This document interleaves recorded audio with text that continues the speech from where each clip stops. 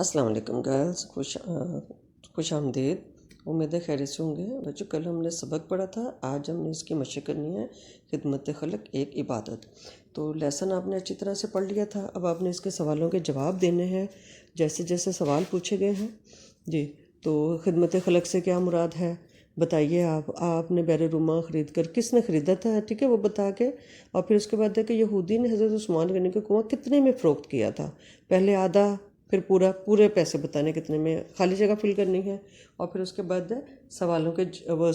الفاظ کے جملے بنانے ہیں آپ نے، ٹھیک ہے۔ ہجرت کا مطلب ہوتا ہے ایک جگہ سے کو چھوڑ کر دوسری جگہ جا کر آباد ہونا، اور اسلام میں اللہ کی خاطر جو ہے وہ ایک جگہ کو چھوڑ کر دوسری جگہ جا کر آباد ہونا، تو آپ نے جملے بنانے ہیں اس کے۔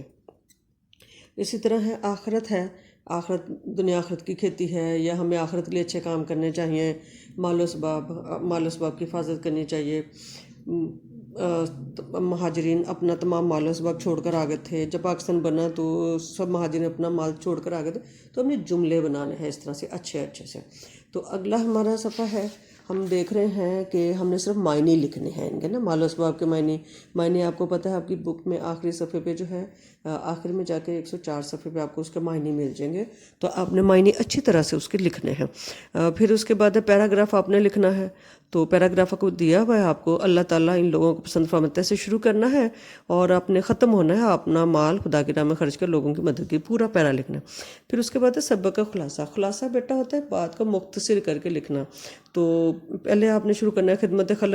خلق کا مطلب ہے اللہ کی مخلوق کی خدمت کرنا، اور اس کے بعد ہے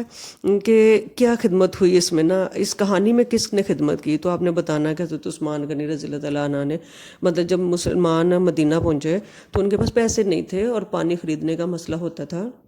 اور یہودی ایک کنویں کا مالک تھا جس کا نام بیر روما تھا، اور وہ مہنگے داموں پہ پانی جو نا فروخت کرتا تھا، مسلمانوں کے پاس پیسے نہیں تھے، تو اس کے لیے جو نا انہوں نے آپ صلی اللہ علیہ وسلم سے کہا، تو آپ صلی اللہ علیہ وسلم نے جب خوشخبری دی آخرت کے لیے، تو حضرت عثمان غنی نے اس کو خرید لیا۔ پھر اس کے بعد کیا ہوا کہ خریدنے کے لیے کیا کیا تھا انہوں نے، یہودی کو پیسے دیے تھے، اس نے آدھا کنواں دیا تھا اور باقی آدھے پہ اس نے خود رکھا تھا، کیوں رکھا تھا وہ بھی بتائیے آپ، اور آپ نے اس کو بہت اچھی طرح سے مکمل کر کے اس کا کام آپ نے کرنا ہے۔ اللہ حافظ۔